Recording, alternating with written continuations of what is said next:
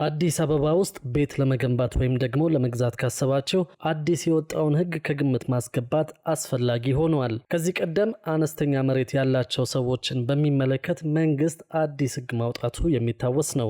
አሁን ደግሞ ሕጉ ተሻሽሏል። መንግስት የጀመረውን የኮሪደር ልማት ምክንያት በማድረግ የሚገዙት ወይም ደግሞ የሚሰሩት ቤት ከመንገድ ምን ያህል የራቀ መሆኑን ከግምት ማስገባት አስፈላጊ ሆኗል። ጉዳዩ በሺዎች የሚቆጠሩ ሰዎች ላይ ተጽዕኖ ሊኖረው ይችላልና ምን ማድረግ እንዳለባችሁ የት ሄዳችሁ ጉዳዩን መፍትሄ ማሰጠት እንዳለባችሁ በዝርዝር እንመለከታለን። ሰላም ውድ ቤተሰቦቻችን፣ ከአዲሱ የግንባታ አሰራር ጋር በተያያዘ የወጣውን መረጃ አንድ በአንድ ወደ እናንተ እናደርሳለን። እስከ መጨረሻው አብራችሁን ቆዩ።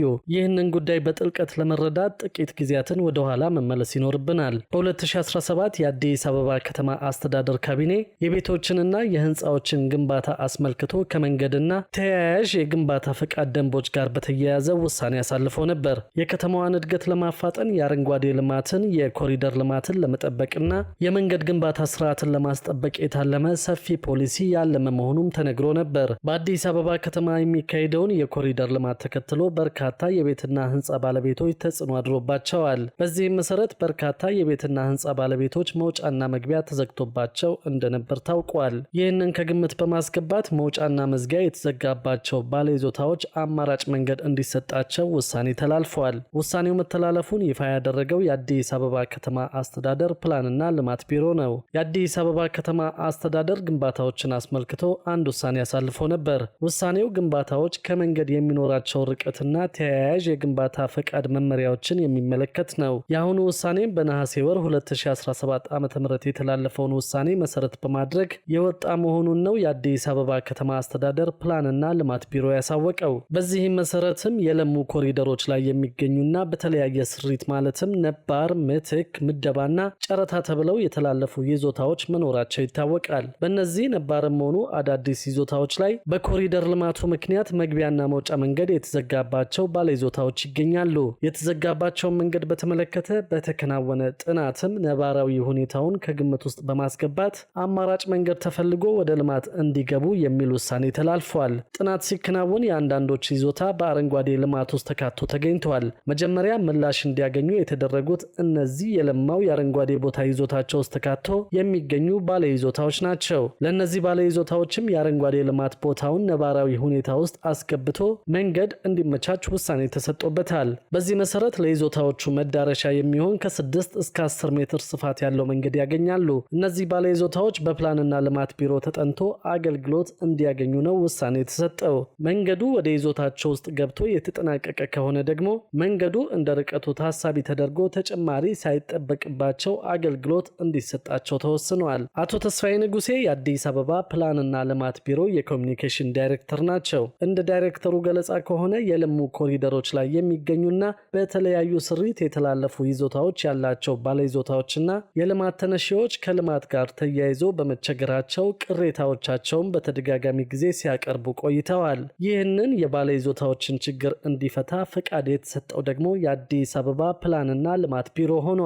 ከዚህ በፊት ከኮሪደር ልማት መንገድ ጋር በተያያዘ ኃላፊነትና ተጠያቂነት የነበረበት የከተማ አስተዳደሩ ካቢኔ ነበር። በተደጋጋሚ ጊዜም ችግሮች አጋጥመው ወደ ካቢኔው ሲያመሩ መቆየታቸው ታውቋል። አሁን ግን ቢሮ ውሳኔ እንዲሰጥ ተደርጎ ሙሉ ለሙሉ ኃላፊነቱ ቢሮ ላይ ወድቋል። በዚህም ከኮሪደር ልማት የመንገድ ግንባታዎች ጋር ተያይዘው የሚቀርቡ ጥያቄዎች ካሉም ወደ ካቢኔ መሄዳቸው ቀርተዋል። ምላሽ እየተሰጣቸው የሚገኘው በአዲስ አበባ ፕላንና ልማት ቢሮ በኩል ብቻ ተደርጓል ማለት ነው። በ2016 ዓ.ም መመሪያ ወጥቶ የነበረ መሆኑ ይታወሳል። ከዚያም በኋላ ለአፈጻጸም ግልጽ ያልሆኑና ያስቸገሩ ድንጋጌዎች በተደጋጋሚ ጊዜ በከተማ አስተዳደሩ በኩል ማብራሪያ ሲሰጥባቸው ቆይቷል። ጉዳዩ በዚህ ብቻ ሳይወሰን በቅርቡም የማልማት ፍላጎት ያላቸው ባለይዞታዎች ወደ ግንባታ ለመግባት ሊያሟሉ የሚገባቸው መስፈርቶች ላይ የማስተካከያ ውሳኔ ተደርጓል። በግል ይዞታቸው ላይ በራሳቸው የማልማት ፍላጎት ያላቸው ባለይዞታዎች ወደ ግንባታ ለመግባት ማሟላት ያለባቸው መስፈርቶችም ተለይተው ይፋ ተደርገዋል። በዋነኝነትም እያንዳንዱ የልማት እንቅስቃሴ ከመንገድ ጋር የሚኖረው ርቀት ላይ ውሳኔ ተሰጥቶበታል። በእያንዳንዱ የመንገድ አይነት ሊያሟሉ የሚገባቸውን ከርቀት በኋላ ቀሪ ዝቅተኛ የቦታ ስፋትና የፊት ገጽታን በተመለከተም ማብራሪያ ተሰጥቷል። ለአብነት ያህል 30 ሜትርና ከዚያ በላይ ስፋት ያላቸው ዋና መንገዶች አካባቢ የሚኖሩ ግንባታዎች 10 ሜትር ርቀት ርቀት ሊኖራቸው ይገባል ተብሎ ነበር። እንዲሁም ደግሞ ከንዑስ ዋና መንገዶች የሚካሄዱ ግንባታዎች 5 ሜትር ከወሰን ጠርዝ መራቅ አለባቸው ተብሏል። ይህ የተባለው እንግዲህ ቀደም ብሎ በወጣው ደንብና አሰራር መሰረት ነው። ከዚህ በተጨማሪ ባለይዞታዎቹ በተናጠል 500 ካሬ ሜትር እና 20 ሜትር የፊት ገጽ ያስፈልጋቸውም ነበር።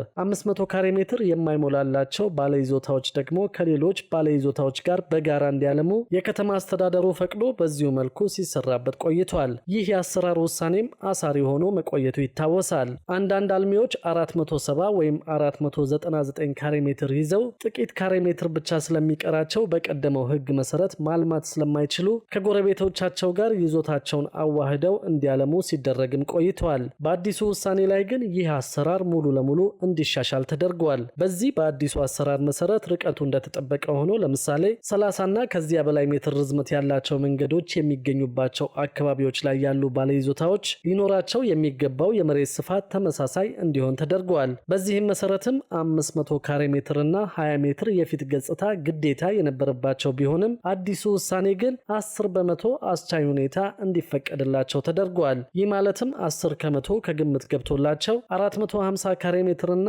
12 ሜትር የፊት ገጽታ ካላቸው እንዲያለሙ ይፈቀዳል ማለት ነው። ከዚያ በታች ከሆነ ግን ከጎናቸው ካሉት ጋር በመቀላቀል ለማልማት የሚገደዱ ይሆናል ማለት ነው። ሰብሳቢ መንገድ ባለባቸው አካባቢዎች ላይ የሚገኙ ባለይዞታዎች ወደ ልማት ለመግባት ዝቅተኛ 350 ካሬ ሜትር ስፋትና 12 ሜትር የፊት ገጽታ ግዴታ ይጠበቅባቸዋል ተብሎ በዚሁ መንገድ ሲስተናገዱ ቆይተዋል። በተሻሻለው ውሳኔ መሰረት ግን እስከ 5 በመቶ አስቻይ ሁኔታ ተፈቅዶላቸዋል። ይህም ማለት እንግዲህ 332 ካሬ ሜትር እና 11.4 ሜትር የፊት ገጽታ ካላቸው በአዲሱ ውሳኔ መሰረት ማልማት እንዲችሉ ይፈቀዳል ማለት ነው። ግንባታው ከመንገድ መራቅ ያለበት መጠን ባለበት የሚቀጥል ሲሆን የሚኖረው ስፋት ደግሞ 10 እና 5 በመቶ አስቻይ ሁኔታ ከግምት ገብቶ እንዲከናወን ነው አቅጣጫ የተቀመጠው። ካቢኔው በዚህ ውሳኔው ርቀትን በተመለከተ ያሻሻለው ምንም አይነት ድንጋጌ አለመኖሩንም ለማረጋገጥ ችለናል። ውሳኔው ከግንባታ ፍቃድ ጋር በተያያዘ ከአልሚዎችና